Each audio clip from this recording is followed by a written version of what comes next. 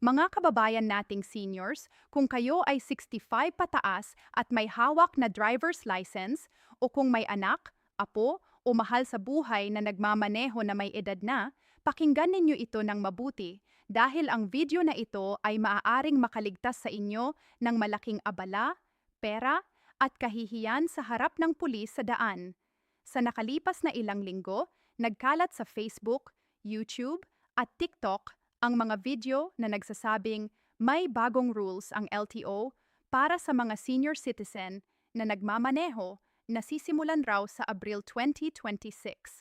Sinasabi ng mga video na yon na kailangan na ng annual medical check-up, na ang license validity ay bababaan, at na mas mahigpit na ang renewal process para sa inyo. Nakakaloka, hindi ba? Kaya naman libo-libo sa ating mga kababayan ang nag-aalala, nagtatanong, at kung ilan pa sa atin ay nagmadaling pumunta sa LTO branch para magreklamo o mag-renew nang hindi naman kailangan. Pero narito ang totoo, mga mahal ko, ang LTO mismo sa kanilang opisyal na Facebook page ay nagpaliwanag na walang katotohanan ang mga viral na video na iyon. Pero, at ito ang importanteng pero, may mga tunay na pagbabago sa sistema ng LTO sa 2026 na apektado talaga kayo. At iyon ang pag-uusapan natin ngayon ng malinaw, ng tapat at ng walang palihim. Umupo kayo ng maayos. Kaya nga bago tayo magpatuloy, gusto ko munang sabihin, salamat sa inyong tiwala sa channel na ito. Alam naming marami sa inyo ay nakakakita ng maraming impormasyon sa social media at hindi na alam kung alin ang totoo at alin ang huwad. Iyon ang layunin namin dito, ang maging inyong mapagkakatiwalaang kaibigan na nagpapaliwanag ng mga bagay ng simple, tapat at nakatuon sa inyong kapakanan. Walang exaggeration, walang scare tactics, totoong impormasyon lamang. Ngayon, balik tayo sa usapin ng LTO. Noong Pebrero 2026, opisyal na kinumpirma ng Land Transportation Office na ang mga kumakalat na video tungkol sa bagong driver's license rules para sa mga senior citizens simula March 1 at Abril 2026 ay hindi opisyal at hindi totoo. Ayon sa kanilang pahayag, at direkta ito mula sa kanilang opisyal na Facebook page, walang bagong medical requirements, walang mas mahigpit na renewal process, at walang pagbabago sa validity period ng lisensya para sa mga senior driver. Malinaw ang kanilang mensahe, huwag maniwala sa mga video na walang opisyal na pinagmulan. Kaya kung nakita ninyo ang mga viral na video na iyon at nag-alala, tama ang inyong instinct na mag-check muna bago maniwala. Piliin palagi ang opisyal na impormasyon mula sa LTO website na lto.gov.ph o sa kanilang opisyal na Facebook page. Pero ngayon naman ang magandang balita, at ito ang kailangang malaman ng bawat senior driver sa bansa. Kahit na walang bagong batas na partikular para sa inyong grupo, mayroon pa ring mga tunay na pagbabago sa sistema ng LTO sa 2026 na direktang nakakaapekto sa inyo. At kung hindi ninyo ito malalaman, posibleng ma-delay ang inyong renewal, mapahirapan kayo sa daan, o mapagalitan pa ng traffic enforcer. Kaya pakinggan ito ng mabuti. Una sa lahat, ang pinakamalaking pagbabago para sa lahat ng motorista, kasama na kayo, mga senior, ay ang digital driver's license. Sa 2026, ang e-driver's license ay opisyal na valid para sa lahat ng traffic enforcement. Ibig sabihin, maaari na ninyong gamitin ang inyong digital na lisensya na makikita sa LTMS app o sa eGov app ng gobyerno bilang valid na identification sa daan. Hindi na kailangan palaging magdala ng physical na card, kahit na mayroon pa rin itong value bilang backup. Para sa ating mga seniors na madalas nakakalimot o nababaluktot ang laminated na lisensya sa pitaka, ito ay isang malaking relief. Ang tanging kailangan ay ang smartphone at ang registered na LTMS account. Kung wala pa kayong LTMS account, maaari kayong humingi ng tulong sa inyong anak o apo para i-set up ito. Isang beses lang ang kailangan at malayo ang mapapadali. Pangalawa, may bagong patakaran ngayon tungkol sa mga multa at parusang trapiko na nakakaapekto sa inyong lisensya. Ayon sa DOTR Memorandum Circular 2026-001, ang on-the-spot confiscation ng driver's license para sa karaniwang paglabag ay suspendido na. Sa halip, bibigyan kayo ng 15 working days para ayusin ang multa sa pamamagitan ng LTMS portal o sa LTO office.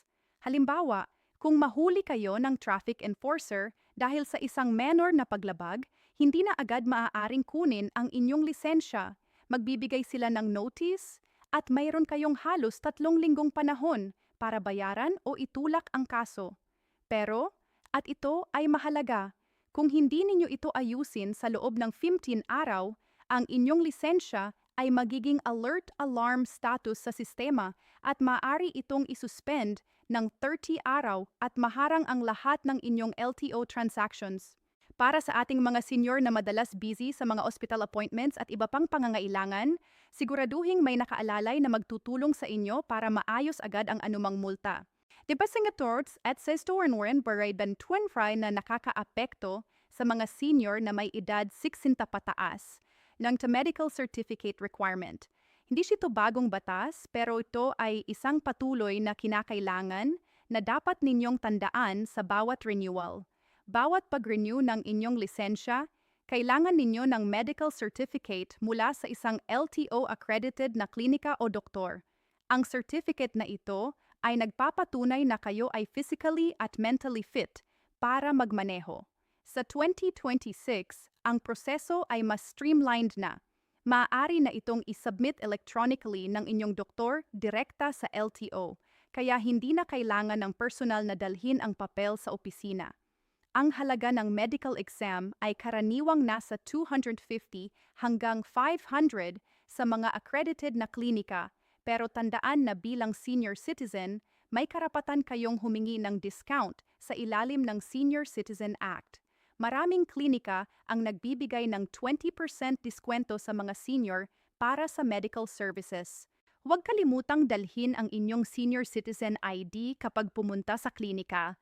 Pang-apat na bagay na dapat ninyong malaman, ang renewal ng lisensya para sa mga senior ay may special na pribilehiyo sa LTO. May priority lanes para sa mga senior citizens sa lahat ng LTO branches. Ibig sabihin, hindi na kayo kailangang pumila kasama ang lahat sa mahabang pila sa labas.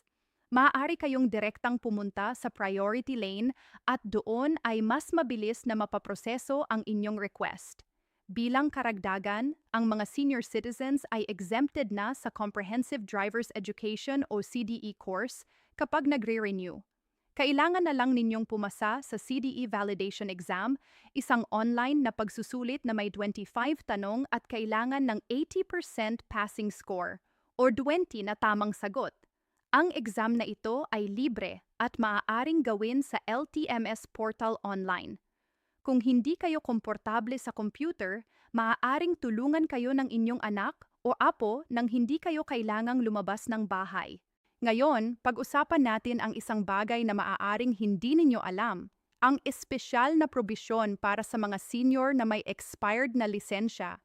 Kung ang inyong lisensya ay nag-expire ng hindi hihigit sa 2 taon, wala kayong karagdagang penalty fees. Ito ay isang malaking tulong, lalo na para sa mga senior na nahirapang lumabas ng bahay dahil sa kalusugan o pandemya.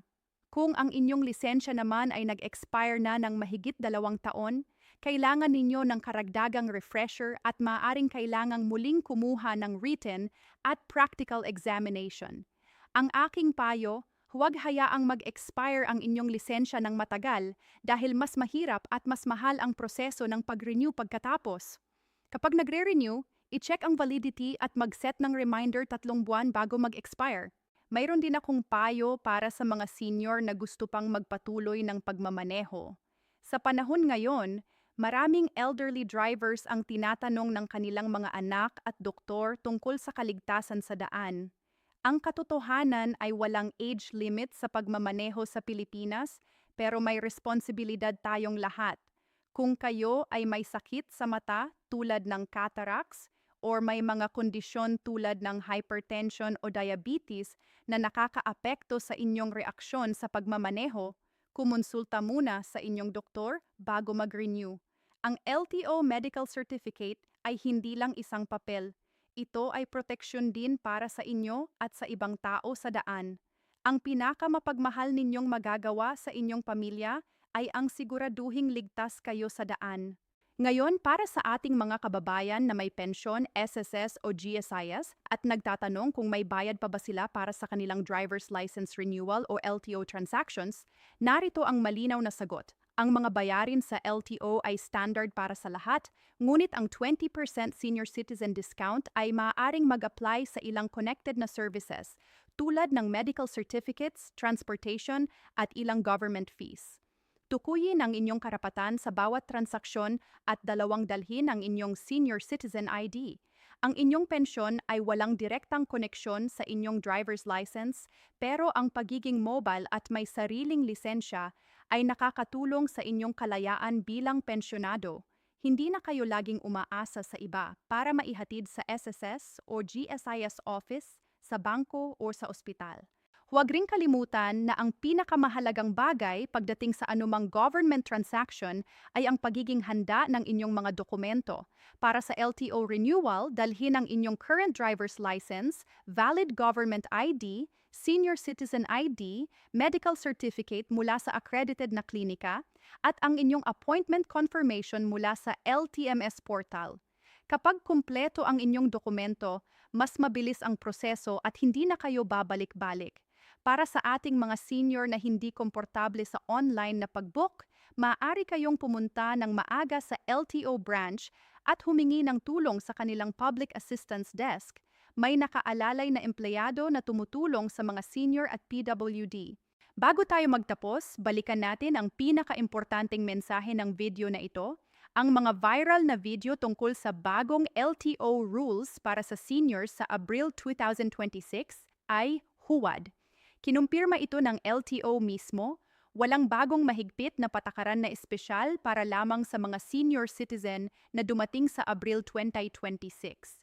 Pero ang totoo ay mayroon pang mga proseso at pagbabago sa sistema ng LTO sa 2026 na kailangan ninyong malaman: ang digital license, ang bagong patakaran sa multa, ang online renewal, at ang inyong mga karapatan bilang senior citizen.